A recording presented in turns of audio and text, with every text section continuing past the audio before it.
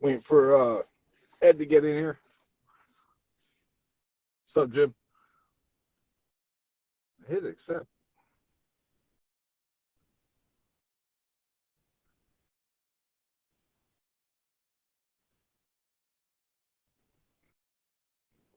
Might have a technical difficulty.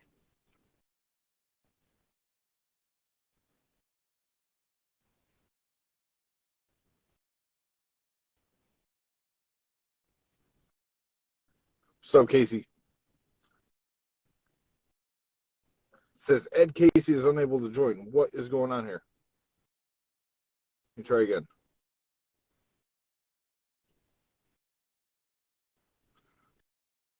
This better work.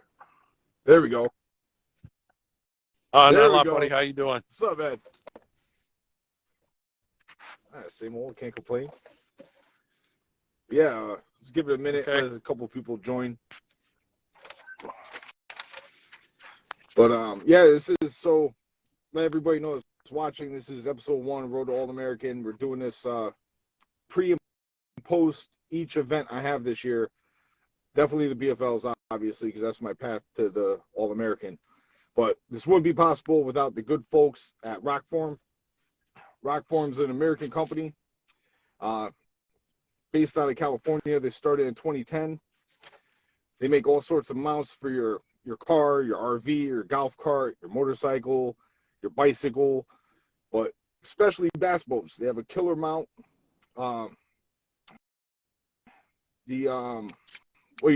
Twist lock. It's a twist lock. It has a magnet, so you could go from your car to your boat and have your phone set up. It's a killer deal when you want to use like your phone for mapping when you're on the boat, and or look at like Vessel View or your Ionic app if you're running lithiums. It's a killer deal. Make sure you check out rockform.com. Enter code DMiller25 for 25% off your order. So check those guys out, and shout out to them for hooking me up with all the equipment I need. I'm using ROKFORM right now. Their product's holding the phone right here in the Ram. But yeah, so let's get into it. Ed, you're out today? Yeah, a little bit. First, I want to thank you for letting me be on your podcast. Appreciate the opportunity. And yeah, we went out. I got in a little bit late. Had to get a tire replaced, but got out and caught a few fish. Nothing real big today. Maybe biggest one, probably 5 pounds, I guess. Nice. Well, is it definitely going to be a pre-spawn deal, I think so. I mean, some people think they might be spawning already a little bit, but I lived here my whole life. I don't see it happening right now, but especially with the cold weather, with this little snap and with cold. We had some frost the other day up here at my house. I'm real close to Pennsylvania line, but it was cold. It's been cold, but I think it shut them down a little bit. Yeah. Yeah. That's how it is sometimes, like, especially up here with the title with Connecticut River. We just had a tournament. I had a little club tournament. Guys were telling me, like, yeah, they're whacking jerk baits and traps, and the water temp's 51 degrees. I go out there for the tournament, and the water temp's like 37. They were lockjaw. It was terrible. The cold front. Yeah, the water temperature. Right, I was out 2 days ago. The water temperature was right around 65 degrees, what I seen, and then today it was a little chillier this morning. It was 59, but it did get up to, I think, 67. I seen today right when I was getting ready to come in. Yeah. What tournaments are you doing this year? Just because I'm doing the BFLs. I'm gonna hop in the Toyotas as well. It looks like I'm not doing anything really local. Well, that's pretty much what I'm going to do, Dave. I mean, I'm going to do the MLFs, the BFLs, try to make it to the All-American. That's one shy there at the wild card. End up finishing 7th. Need to be in 6th, but guy beat me by 1 ounce. It was a tough one, but then I'm going to fish the Toyota Series. I'm going to try the first one on Champlain, and then of course we'll have the BFL right after that too. So. But that's my goal. Fishing probably same schedule you're fishing. Yeah. No, you're not gonna mess with the Bass Opens. No, when they get I up here. Probably shouldn't say what's on my mind. I didn't like the rule change they had. With you got to fish all 9 of them. I just backed off of it for that reason. Then you get these pros and the elite guys are like, well, if you can't afford to fish all 9 of them, well, Dave, I can afford to fish all 9 of them if I want. I don't want to drive clean across country. I want to try to qualify for the Classic, which if you win one, you go to Classic, but also want to try to make it to where I can fish the Elite Series. And fishing all 9, it's just tough. Yeah. I run a company, and it's tough. Yeah, I hear you. Like me, my deal has been I've been wanting to qualify for the All-American. That's like my carrot. I just want to fish that. And you could agree with me. I think for years it was like the most prestigious tournament was the Classic, then the Forest World Cup, and then the All-American. The All-American is the third most prestigious. It's like probably one of the hardest tournaments to qualify for. Like me last year, and this is why I'm doing the podcast too, to like kind of document my season, because I don't really do a lot of content like this, like some of the other guys. But last year, for anybody at home that doesn't know, so day one I was in the running. Had a really good day one. We were down at James River. This is the championship I'm talking about. This is how I qualified for the All-American. I was in the running day one. Day two, mind you, we had a fog delay both days. So day two, it was like 2.5, 3 hour fog delay. Then I got the 45-minute run to the Chick. That's where I was fishing. I only got to hit a couple of my spots, and then it was like time to turn around. I dropped one fish, but I had 4 fish, but they were the right ones. So I'm on my way back. Something happened with the motor. It ended up being like a intermittent wire disconnect or something, where I stalled out like halfway between the Chick and Henrico. So I ended up putzing to the state park. I tried to flag a couple boats down to see if somebody could take my Cohen, the fish. But I ended up having somebody go get my trailer, come pick me up. But after the weigh-in, I'm at the hotel at this point after the weigh-in, I'm all situated. I'm looking at the results. So from my scale, I would have been somewhere between like plus or minus a couple ounces because of accuracy between my scale and the FLW or the MLF scale. I would have been somewhere between 7th and 10th place, which I would have made it to day 3. The top 12 go to day 3. And it didn't happen for me. And it just wasn't meant to be, I guess. But I was right there. Like again, because I hardly fished any of my stuff, I had a good shot at doing like top 6. I was right there. Like just one fish swing basically to win the tournament. Never mind qualifying for the All-American. So I'm kind of hurt about that. It really killed it. It gave me a sour taste in my mouth all winter, and you gotta be built for this, like to have tough skin for this roller coaster. I mean, I've been trying to make it to the All-American my whole life, Dave. I've been doing this. I'm a lot older than you. I've been doing it for a long, long time. It is to make it. I've never made it. Like last year, with going to the wild card, I was as close as ever been to making it. So, but yeah, it's tough. But you're on the right track. You'll get there.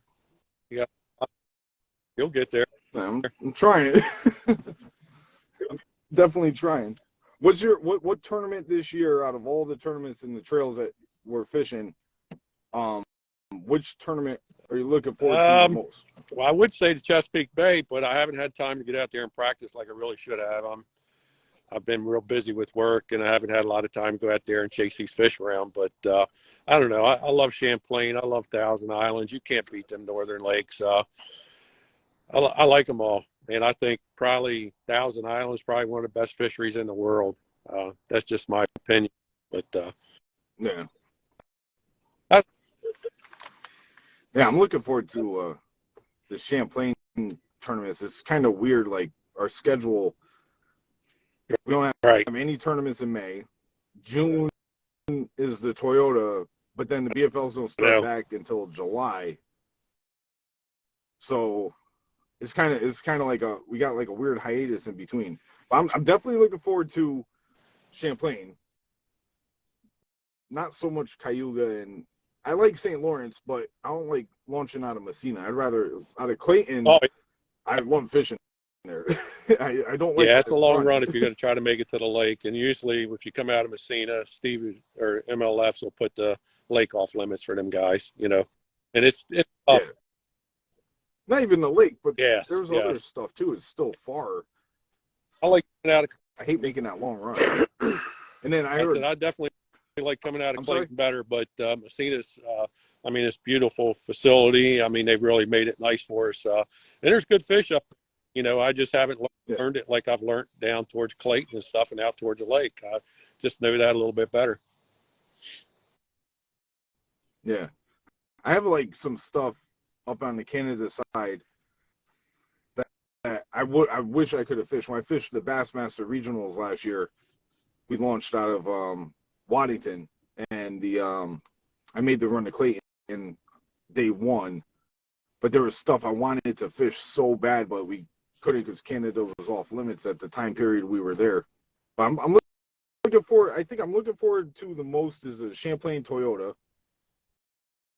And then also, aside from the trail, I'm looking forward to me and my buddy Mike, Delaware Valley Tackle. He's one of my sponsors too. We jumped in the Cash and Rods open on Oneida last year and did pretty good. And that's a fun little tournament to fish. I love Oneida. If I could buy a house on a lake right now today, you were like, hey, pick a lake to buy a house on. It'd probably be Oneida. I love that lake because you could do everything. It's my type of fishing. Yeah. It's yeah, real my buddy bass just fishing. sold his lake house there on Oneida. Of course, I would have loved to have it too, but right now I couldn't afford what he sold that one for. Yeah, dude, there's a house Steph likes that, like, when you're going down to the state park and you make that the right bend, like you're going to the state park before you make the left, there's like a little bend with like a private driveway or something to the left. There's like a house right there. She loves that house. They're like, beautiful. Yeah. Yeah, right to get there by the something ramp. nice on that lake right now, you're looking at about 700,000 or so. Yeah, it's nuts. Yeah, that's nuts. But, I got an interesting question for the podcast deal. What's your favorite over the past couple years? What's been your most like go-to favorite? Well, bait my favorite. technique? I mean, I fish all different baits, but my favorite fishing is a jig. I mean, I grew up, throwing a jig, and I mean that jigs and wacky rig worms, the Senkos, but the man's rubber worm, plastic worms. I mean, those were hot when I was a long time ago, and I don't know. I just got used to putting a jig in my hand, and that's what I love to throw. But I mean, I went down Wheeler when we went down Wheeler for the wild card. I mean, I throw the spinnerbait every day I was there. I went down for 2 weeks, and I mean, I didn't lay a spinnerbait down. So, you got to fish whatever the fish are wanting. But I feel with a jig. Yeah. Yeah, I like the getting notifications on the phone. I love throwing a jig too. I have my own jigs too. Okay. I've been selling on the website. Getting popular. If I just kept it simple, like I stick with 3 colors, like a green pumpkin variant, black and blue, and I have this other color. It's like a variant of a peanut butter and jelly, which works great in Connecticut. I think I don't know if like a post spawn deal if it imitates alewives because the purple in it, but keep it real simple with those 3. I think my favorite one technique that I really like, I've been doing a lot lately, especially because it always seems like there's a cold front or something when there's a tournament. But I like throwing the Carolina rig, believe it or not. But the Mojo rig, like a finesse Carolina rig, has been a tool I've been using that I really like doing too, because you could like power fish it kind of. You could fish with the right worm, the right bait on. You go work it like a square bill, and it's a finesse presentation. So yeah, I love throwing the Carolina rig too. I mean, depends on where I'm at. Everybody body of water is a little different. So the worst thing is drifting at Thousand Islands with the Carolina rig or something, and you get hung up, and the current's pulling you, and drag starts going. So I It's the throw worst. Carolina rig down to Southern Lakes a lot more, but haven't gotten Yeah. do a lot of fishing this year yet, but it's about to crack open, I hope, here. Like you said, I can't wait to get up to Champlain, fish that Toyota series. I'm hoping to make that first cut on that 25 cut so you can fish day 3 and try to win a little bit of money and have fun. I went to Table Rock, their championships there in Table Rock. I went out there a couple years ago, fished the championship out there, and it was a little tough. I didn't do very well out there, but it's a beautiful lake. Long drive, but beautiful, beautiful. Yeah. Yeah. I've never been there. I think that is Table Rock. Wasn't there just another Yeah, tournament they there hold quite a few recently? tournaments there. I haven't really a lot, but No, there was like a. I know Paul and Trying to I think. both I'm are drawing a hoping we can blank. make that trip to Table Rock, but we'll see how it goes. Got to make that top 25. So, Yeah. How'd Paul do today with practice? Did I you think talk he to him? caught a couple fish today. I think he got one real nice one. He was breaking that new boat in, so he had that Mercury. He had to break it in, so he's running on the lake quite a Yeah. while. You know how that goes. That's a pain in the butt, but you got to do what you got to do. And I know he finally got the boat broken in, and Yeah. he got to settle down, did a little bit of fishing. He caught a few fish. Yeah, I was hoping my boat sold this winter. Everybody, like all the calls started coming in where I had to make the decision: am I keeping it for another year or am I selling it and then end up, in that dilemma where you don't know when the boat's gonna arrive and tournaments are on the horizon, and I didn't want to be in that position. Yeah. So I was committed Well, to keeping the same that was boat. probably a good move on your part But because you don't want to be waiting for a boat. That happened to me when I got this one.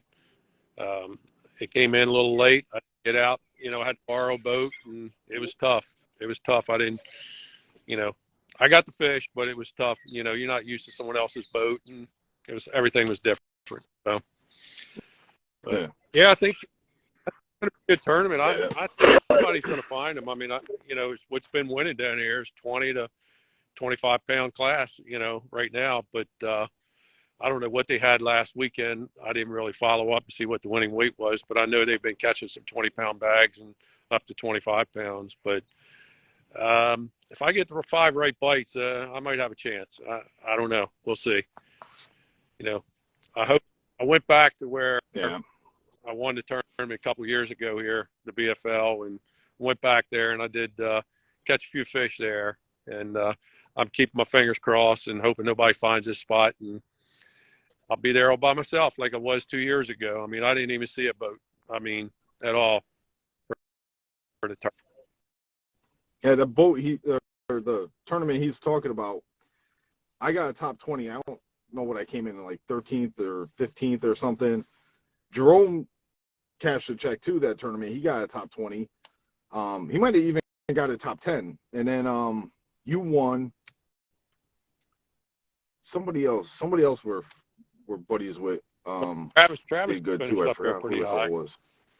I think pretty good too. Travis Yeah, he was there too. But he knows, he guides on it, so Yeah, he knows what to do and where to go. I'm fortunate enough I grew up here, so just wish I had a lot more time because you need to get down towards Middle River and Gunpowder and the Bush River, which you got to be real careful because a lot of that's off limits. And they got a lot of off limits there in Swan and stuff, but I see a lot of people, they're going in there and fish, but maybe they don't know the off limits, but it's tough. It's a lot of off limits with this Aberdeen Proving Ground and Edgewood Arsenal. Yeah. We just got a question from Mike. Do you fish for big bites right out of the gate or for a limit? Is he asking me or asking you? Oh, okay. Let's both answer them. All right. So go ahead. You first. Yeah, all right. I'm terrible interviewer. I'll do, depends on the fishery. Because, like, tidal fisheries, I'm not scared to drop my poles and make the same cast for the whole tournament and wait for if I'm confident in a spot, I'm confident in what I'm doing, I have the guts to do it, to just sit there and make the same cast for 8 hours and wait for the fish to come to me. So if I'm confident that there's big fish around, then I'm not planning on running around. On the flip side of that, if I have a couple different spots and I go to one, it fires up, I crack a couple, I'm hoping I'm going to run into a big one. On the titles, you could at any given moment. There was the first BFL regional I fished, I cracked a 713. You know, and I didn't even, and of course it's crack a 713 in a tournament. They don't pay a lunker, but on a regular lake like Champlain, Oneida, Cayuga, non-title, I'm going for the biggest bite I can possibly get. I'm not worrying about 12 inches because it's harder to catch bigger fish. So why am I going to waste time trying to catch small fish to go upgrade? I'd rather just focus on getting those 5 big bites. I only need 5 bites and focus it. Like, I don't know. I just feel going for a limit and then going to upgrade is a waste of time. Unless you don't have nothing. You know, if you don't have, you had a bad practice and you're just like, you know what, screw it, I'm going fishing. Then it's, you get what you get. You go off your history from the lake, you know, something like that. I'm not going to go, especially like local tournaments, I don't even practice for it. Maybe like once in a blue, I'll practice, like, I'll just go off of like what I know. Okay, they should be spawning, or they should be on wood, or they should be in current seams, or whatever. I'm going to go for big fish right off the bat. I'm going to tell you that now, because I mean it's a 15-inch size limit right now. If you're getting 15-inch fish, you're getting a fairly decent fish. You're going to get 2 3/4 to a little 3-pound fish, you know. So I'll take 5 3-pounders any day of the week to start off, but I'm going for big fish first thing in the morning. And we're gonna have a good, you know, we're gonna have an outgoing tide. I mean, setting up perfect. We're gonna have a little bit of slack period, probably around noon. Grab you a sandwich or something, but then hopefully things will turn back on about 1 o'clock. We'll see what happens.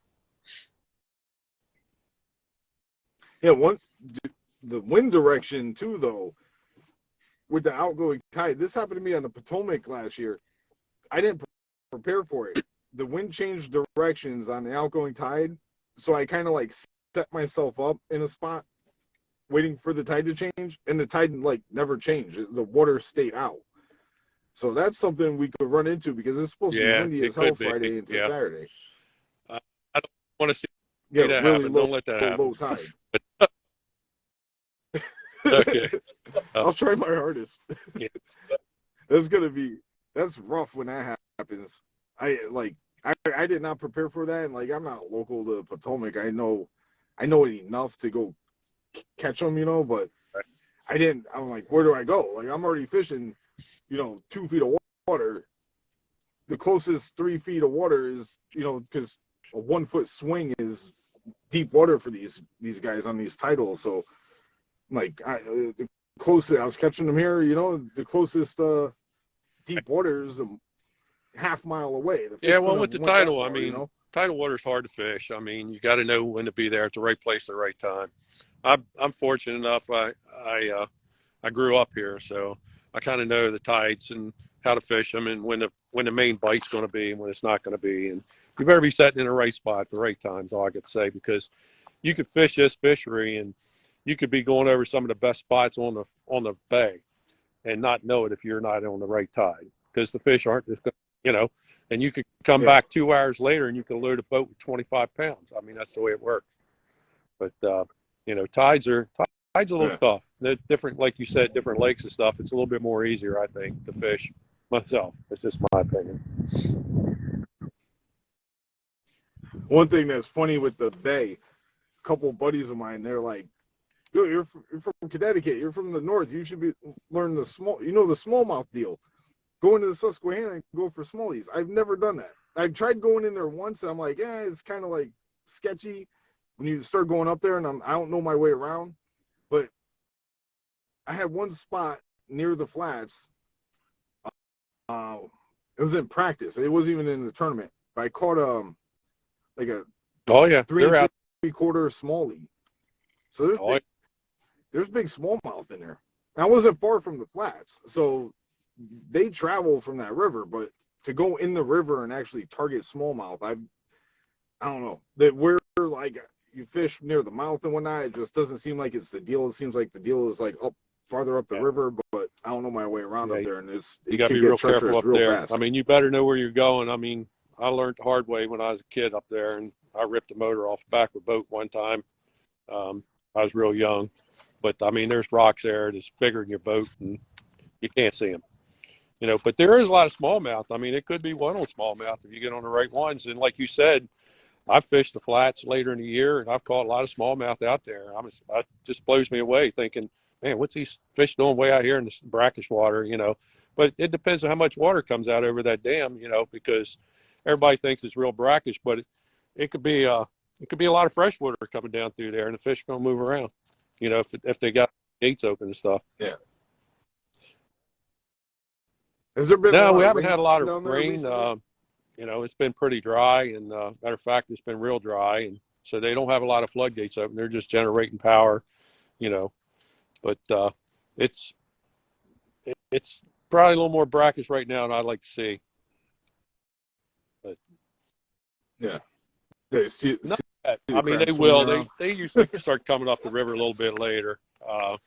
They're down toward the Bay Bridge right now. Them guys are starting to catch crabs now, and then they'll start moving up the bay as the water warms up and the salt content comes up a little bit. But you'll see them like if we used to have some tournaments here late, you'll see them all the way up on the flats. You'll be seeing big crabs all on them flats. I mean, you'll see them crawling on the bottom and everything else when it's crystal clear.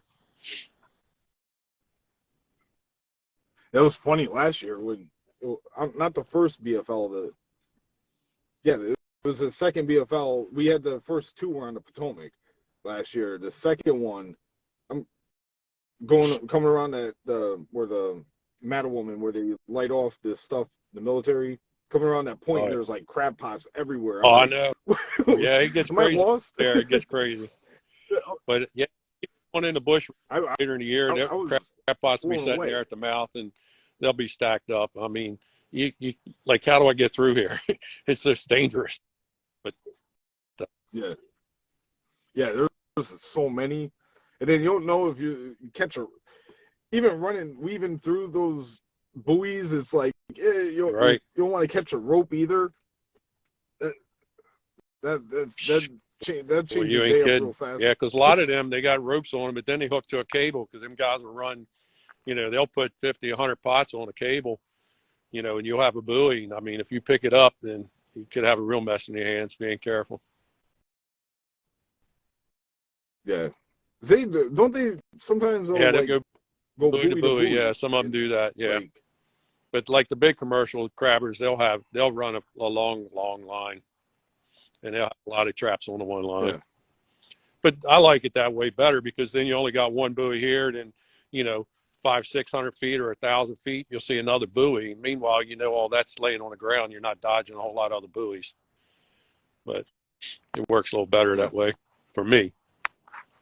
But yeah, it's going to be an interesting tournament. I hope they turn back on. I like to see everybody catching fish. It makes it more fun for everyone, and I hope everybody catches fish. I just hope I catch. Yeah. And, me and you, top two. yeah. Top two, let us duke it out. I wonder, curious who else is fishing. I haven't really talked to anybody. I know me, you, and Paul are, and a couple other. Yeah, I don't know a whole lot of people's fishing. I know I think Steve still got some guys on the waiting list, couldn't get in as co-anglers. Real important, try to link up, if you want to try to get in and fish, you need to link with a boater. So, but I don't know how many boats he's got for this, but then they got the other tournament right after. They got another one on Sunday, a buddy tournament. So they fish the water to death. I mean, everybody asks me, well, you do fairly well here. Why don't you fish a lot more tournaments? And I'll be perfectly honest with you. I don't like going out there jerking the fish off the beds. I think we disrupt them. We're letting them loose. Yeah. And I don't want to get on a soapbox, but people are just, these small tournament clubs are coming in and they're just dumping them at the dock, and they're not getting released right. They're staying in there and they're getting beat up. People are coming to the docks and catching them, taking them home, eating them. And I don't know. They say they swim back to the nest, but it's a long ways. You know that if you're down sassafras or something, that fish probably ain't going to make it back. And if her tail's gone, she can't dig another nest. She's just going to blow them eggs out. That's it. Yeah.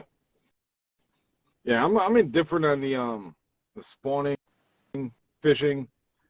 I, I don't like I don't agree with it personally. I think that what should just be done is like a universal rule, like no tournaments during the spawn. Like I was watching a podcast the other day. They were talking about some big bass tournament at some lake in the Midwest, and it's like Right. in the week of the spawn, like their prime spawning week, like when they're all on beds, and you're gonna have like 1,000 boats out there ripping them off of beds. It's just a sight fishing ordeal, and it's not. And then you're catching fish too that are like, what's the word for it? The bringing Yeah. you said it, relocating them. You're catching fish and locating them. And if you're catching fry garters or something, or the males, then the Right. fry are just going to get Yeah. picked It off, and comes back to haunt you. It's going to tear up the it's just, fishery. It's just a matter of time. Um, but I mean, that's why Pennsylvania, New York, and New Jersey, all them states are closed. They're closed. They won't allow you to fish during spawn.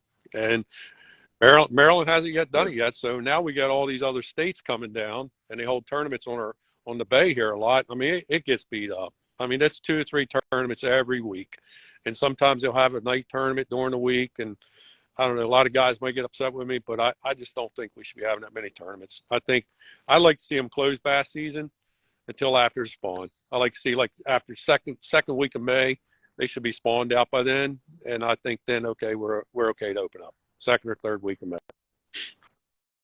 the one thing I like that Maryland did was they do like they close off spawning areas, Right. like what they did in the back of Chickamuxon.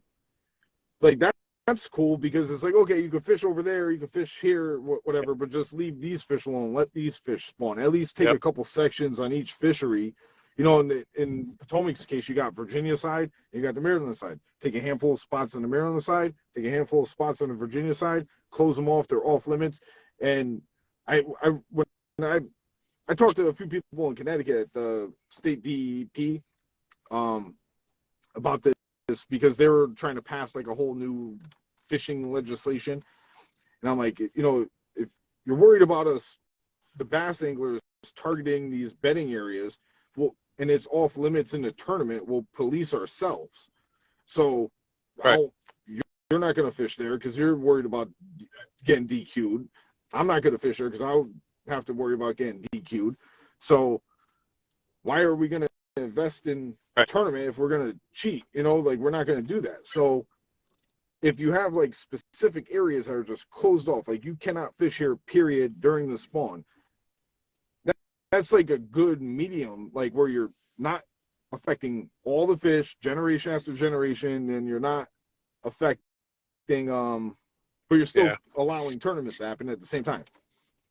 I don't know. I just thought that was a cool thing because they did that in Maryland, and it seems like it worked because 10 years ago, or however many years ago, you're probably more familiar with it than me, but I heard like the fishing was like really down for a while, and like the bay was on fire, the Potomac wasn't doing good, but now the Potomac's well, I mean, there's back. so much pollution. You got blue planes coming in on Potomac.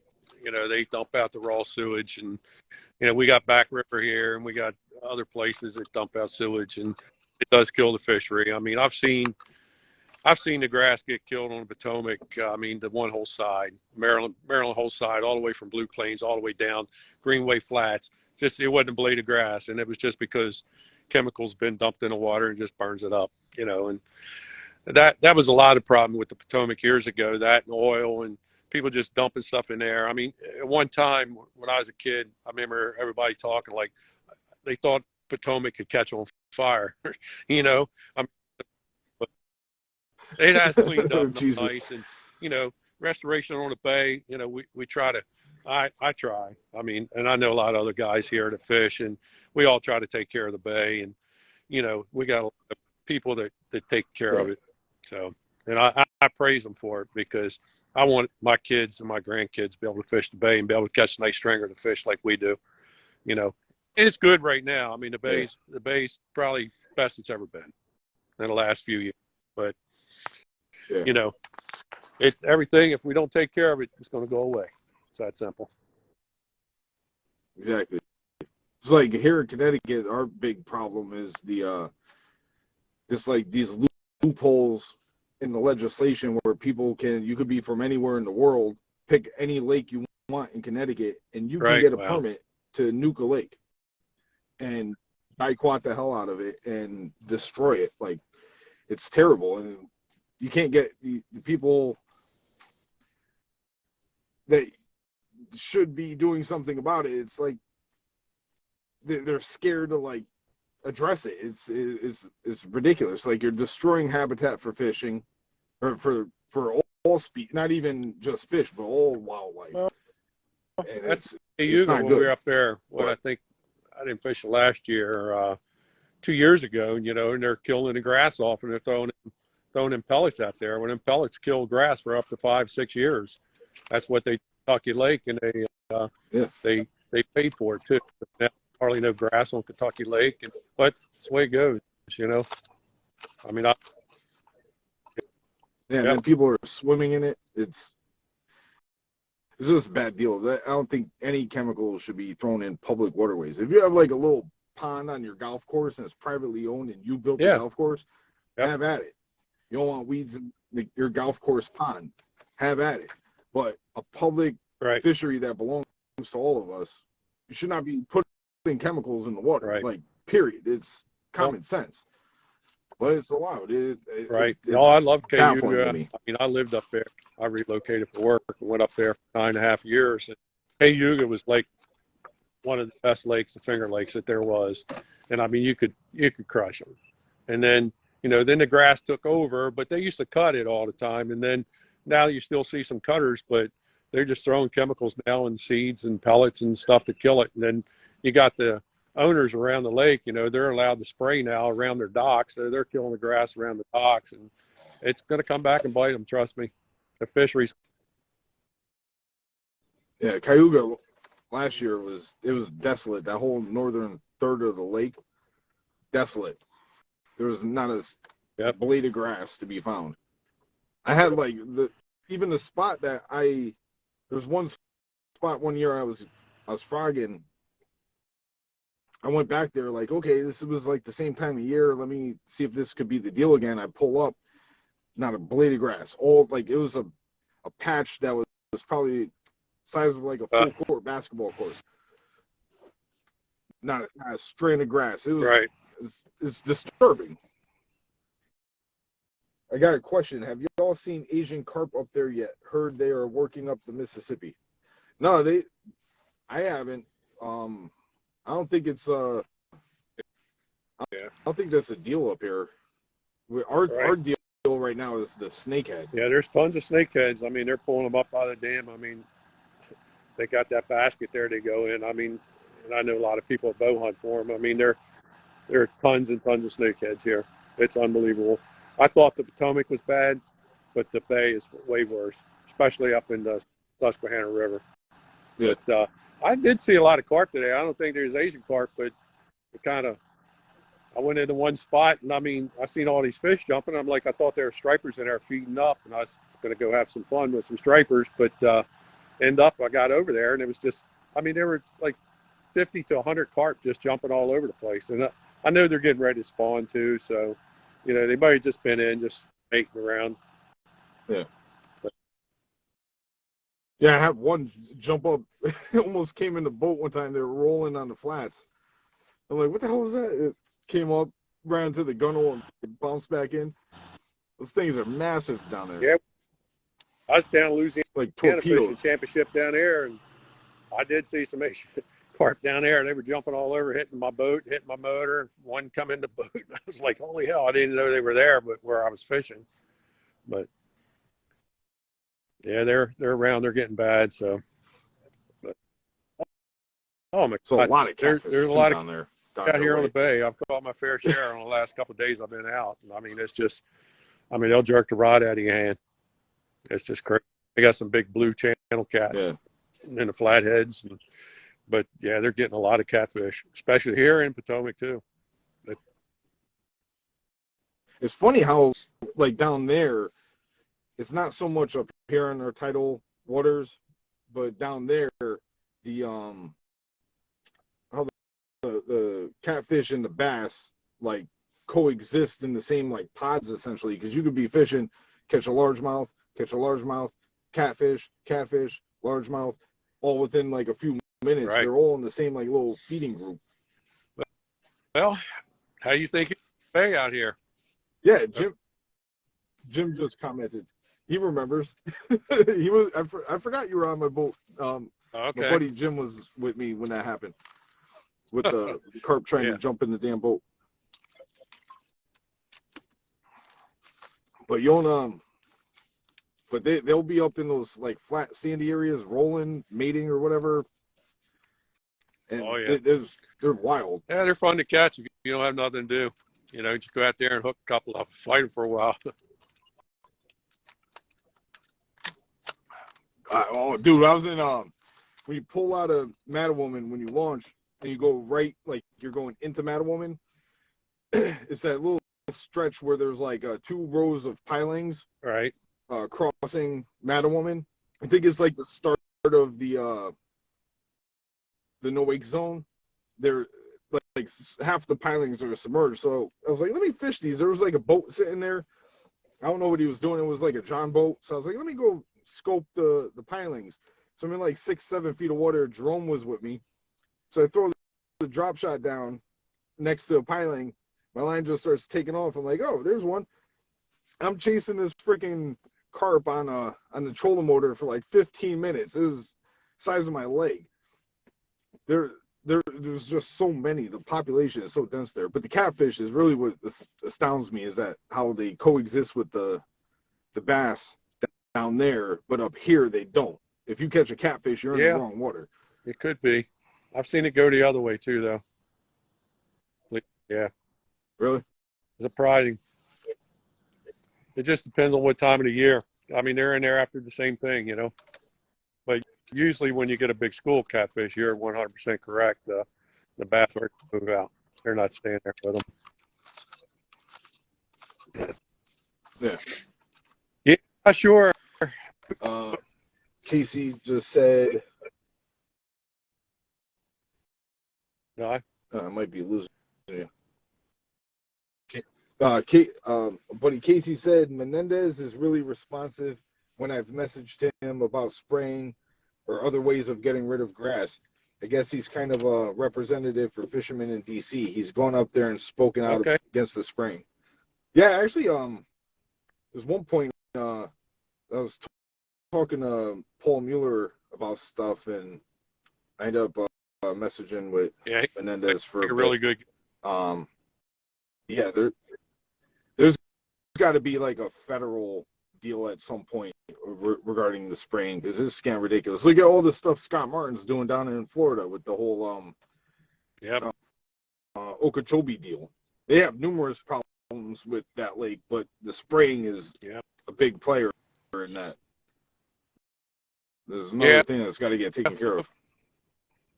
Well, they'll get it straight and put some regulations on it and stop this. Another question. Docks or grass going to play more this weekend? I don't know. My ticket's probably going to be grass.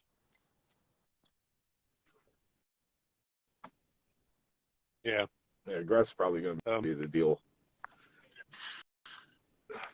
It's one of those deals that if you find the right grass and they're in there, it could be lights out in a few seconds. But I mean, guys, I like wood. I like fishing wood down there. That's my deal. I like. Well, some guys might be watching this. They might be catching the crap out of them on docks, and they might be saying, "Well, I'm glad they're fishing grass," you know, because it depends on what your strengths are. Yeah. I mean, I'm sure that you can go catch a bunch on docks right now in some wood. You know, I'm sure somebody's found them somewhere. They always find them. Someone finds them. My take. Well, I'm on my way down there, Yeah. so I got Well, 2 days to my find them. tickets, I'm going to be looking for that fresh green grass. So, and I mean, there, Yeah. Does it look like a yeah, lot left over some from left last over. I year? Or? mean, didn't get washed out. I mean, I like seeing a little bit better growth. There's hardly, I mean, where I was at on the flats, I did go through the flats and look for grass and stuff like that. Just really, I didn't really fish very much, but I just went out there and, on both ends of it, south end and north end, all around the whole dang flat. And I didn't find real good grass yet, but I mean, it's going to be coming in. And some guys may have got in a little bit more shallower than I did, and I found it, you know. But yeah, these guys are running across the flat wide open. I don't know. They might want to watch doing that, especially on a low tide. Somebody's going to clip a log. I know they had one guy hit a log there several years ago. The motor went in the boat, and they all got beat up pretty bad. And one guy ended up having to get his leg amputated because of it. So just be careful if you guys are crossing the flats, running wide open. Just be real careful. Yeah, definitely. I've dinged a few things in my boating history, but that's so sketchy. I was just earlier. I was telling Ed I had this one spot down on the bay. I went in on the trolling motor and I scouted the area, dropped waypoints where I needed to, and the coast was pretty clear. The water was really clean.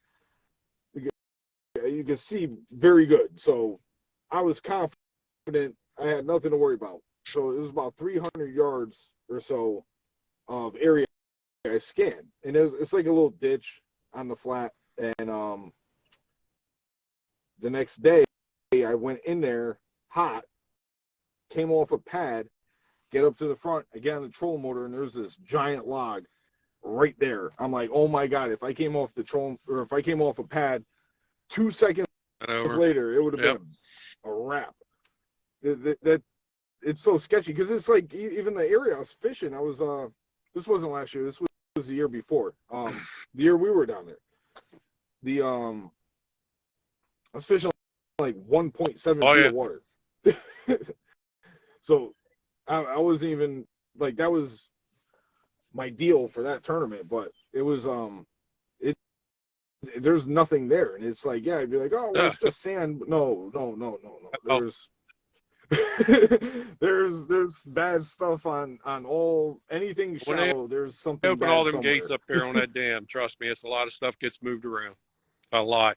I mean, Gravity Grace had a lot of water in it. Port Deposit was flooded out, and I mean, they were rolling the water. It had 30-some gates open, and I mean, it was gushing. And I mean, it'd moved rock, boulders, trucks, cars, whatever, So just be careful, man. Just be careful as you can. I don't want to see anybody get hurt.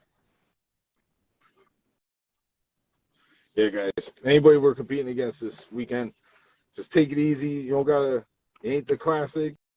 You don't gotta kill yourself. Don't run across the flats like a maniac. Yeah, I'm waiting for it. I can't wait, but hopefully Saturday get here. I think we're gonna have some bad weather. Unfortunately, I think we're gonna shut the fish down a little bit, but cold, rainy, and wet. Yeah. Well, I'm ready to fish, so I'm looking forward to it. I have butterflies right now. Every year when the season first starts, I'm like all anxious. I just want to get out there and start catching them, but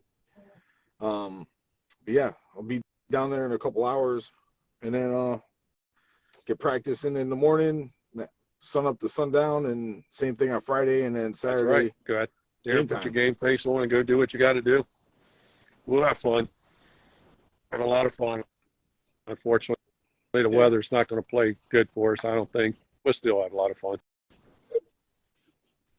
But I know I needed to get out because I need to knock some cobwebs off of me because I hadn't fished since.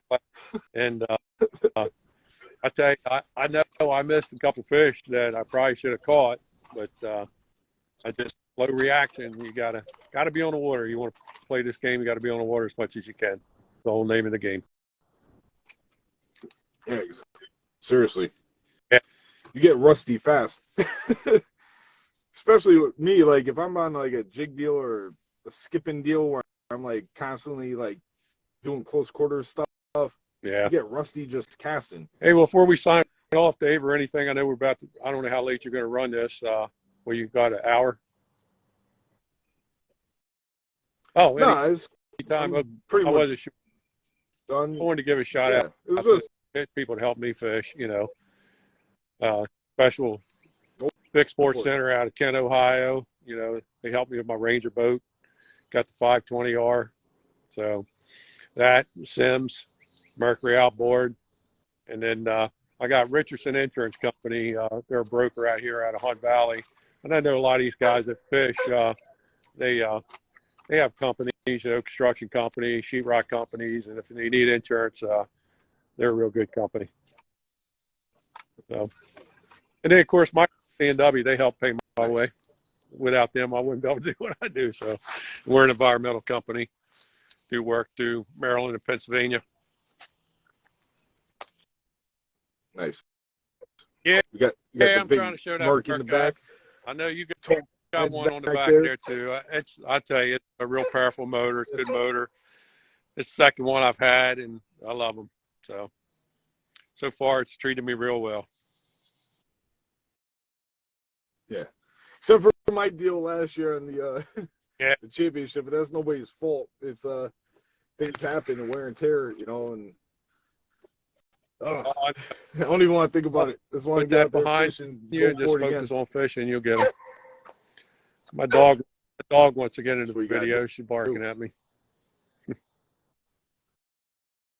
Yeah, I wish Right. Steph was traveling. We got the baby now, so it's hard, to do the traveling. But I miss having Gunner with me all the time. Well, is she coming down for this tournament? Steph and the baby? I don't know, Steph. Can we get you to commit? I'll tell her Ronnie and them will be there, and my kids are coming down. I better have a little bit of a showing because I got some grandkids coming down. My daughter's coming down, so I need to win. I need to get up in the ladder there, somewhere on the top. But yeah, we'll do it. I'm just going out and go fish, Dave. Do what I can do. Whatever I get is what I get. I'm gonna be happy. I'm thankful what I can do. Yeah. I think we got a good little good little derby ahead of us. Well, hopefully. I'm just kind of upset too with the whole not having a tournament in May. Like the whole month of May without a BFL is gonna be That's the way. I wish they'd had one too, then I don't know. I know they're going to Champlain there twice. That's tough. That's tough for me because it's a long drive, I guess that's probably a good 9-hour trip for me. And then it's just tough, and the fuel cost keeps going up, No, that's not helping nobody. Not helping anybody. We'll save that for another. Don't want to give me a box. Good. Oh man, no, we need but the bay's not far for me. It's just I have to go a roundabout way to bypass the tolls. They'll kill you in New York and New Jersey. I just went up towing the boat last Saturday. I went up for a wedding. A friend of mine got married, Billy Mishula. And he usually fishes this. He'd be fishing this one, but he's on his honeymoon, so he's not going to get to fish. No, man. Is that the you might kid I met? We went to Yeah, he's not a kid. He's up there in age too. He's 30-some years old. Yeah, great. Yeah, he's like my age. Good guy. He calls me dad. He's like a kid to me, my son. So. But I give a shout out to him. He makes good baits and stuff. He supplies me with some baits and stuff like that. He ties some real nice stuff up, sell them. Yep. Good dude. But I can't wait. I want to get up towards Champlain. That's my next ticket. I mean, this one here, we're going to do what we can do, but Champlain, I'm looking try to do a little better. I got enough. Yeah, I don't know that. That Champlain deal last year for the Toyota, I had a dead fish both days. Cost me 8 ounces. I needed 6 ounces to go to day 3. If I didn't have the 2 fish that died, I don't even know why they died. It was just like one. They weren't even deep. Maybe he just moved up, and I caught them, and I didn't have to fizz them or anything. You know, I don't know. They just died. Like it just happened. But if those 2 fish didn't die, I would have fished day 3. And it's tough when they die. I hate to kill a fish too. I mean, I don't purposely kill it, but when one dies on me, I get upset about it. But yeah, it's like watching your pet. Exactly. You know, you gotta. We take pride in this. Take care of the fish. G-juice, the right types of cold tags. We're not popping holes in their jaws. Using weights if needed to keep them balanced. If we fizz them if we have to. But I rarely it was such a fluke. I haven't had a dead fish in probably like a decade. And then all of a sudden 2 days in a row. And that just another one. I gotta check that tournament though. So I'm not too upset, but still I would have liked to fish. Yeah, I got lucky a few years ago. I won Champlain, so the BFL up there. So hopefully some of my spots up there, and I don't go fish them a lot. I know where the fish should be and what they're doing, and then I usually not practice not unless I see if I'm in the area and no one's around. Sometimes I'll go over and hit the area, but most of the time I just kind of leave it alone until the day of the tournament. I just try to find new water every time I fish. Jerome is on. He wished us good luck, and good. a handful of other guys did too. Thank you, guys. In the comments. Yeah, thank you. I haven't seen or heard from Jerome. He's a great guy, man. I know he was your running partner there. I'm sure you miss him. Yeah, it's different without him. It's even last year, it was a debacle because I got in a car accident in September, and then I had a buddy tow my boat up there, and then another buddy, my buddy Nate, who's fishing against us Saturday, he ended up being my partner to tow me back and forth to the ramp, and then my other buddy that brought me up brought me home. It was a disaster because there was like, everybody knows there was no trucks available, so I wanted to go buy a new car, a new vehicle. There was nothing available. It was such a debacle. Yeah, it's crazy these. Yeah, I missed one of my friends. He moved down to Tennessee, Dale Gurrell. He used to fishes all the BFLs and stuff like that. I don't know if you know Dale or not, but he's down on Kentucky Lake. He lives down towards Johnsonville now, so he's got some pretty good fishing down there. But yeah, he finished. In that wild card, I finished 7th. He finished 8th. I mean, we were right there. We should have done a little better first day. I think we both would have made the top 6 cut. But he has been fortunate enough. He has went to the All-American, and he did it on the Potomac. He fished actually hard on the Potomac and made the cut. That's the tournament you guys had like crazy rough conditions. It was scary. On the second day. We went out. They were probably, I ain't kidding you, 5-6 foot waves. And I mean, this is on the Tennessee River chain, but it was Wheeler Lake. And we actually, it was a catfish boat. They had a catfish tournament there too. And you could launch from anywhere. And then they weighed their catfish in at different locations. And this catfish boat was going out. We had 200 and some boats fishing the wild card. And they were starting to launch, and this guy was trying to get through the launch, and the waves were so bad. The catfish boat, he lost something. His hat flew off or something. I'm not sure 100% of what exactly happened, but he turned around in the boat. When he did, he went down in a wave, and a bass boat went completely over top of him, crushed the whole top of the boat in. A couple guys got hurt. Yeah. It was ugly, but, everybody else other than that, we all made it out. Made it back safe, but it was sad that. Yeah. But yeah, it's terrible.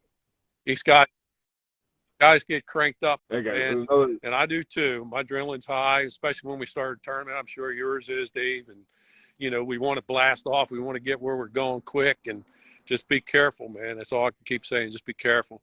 I've heard so many horror stories with, especially at takeoff. That's most of the time when it happens. yeah, Yeah, yeah, yeah, nobody's thinking about it. That's crazy. That's terrible that happened. But just another reason, guys. Take it easy out there. You don't got to kill yourself or hurt somebody else. Safe driving. But yeah, let's wrap this up. It's yeah. 8:00. We've been on for like an hour. But yeah, once again, shout out ROKFORM. They made this happen. Check them out, rockform.com. Use code DMiller25. Get 25% off of any accessories, phone cases. And I got some videos coming. I'm gonna show you guys what the best options are for your bass boat, for your phone. But yeah, Nice talk. but Ed, great talking to you, buddy. I look forward to seeing you this week. Or something Let's one go night. stack them We'll up. do good. All right. Well, I appreciate it, Definitely. Dave. Thanks for having me on. All right, buddy. Thanks, man. Anytime. I appreciate you We'll coming see on. you soon. All right. See you. Bye-bye. All right, brother. Later.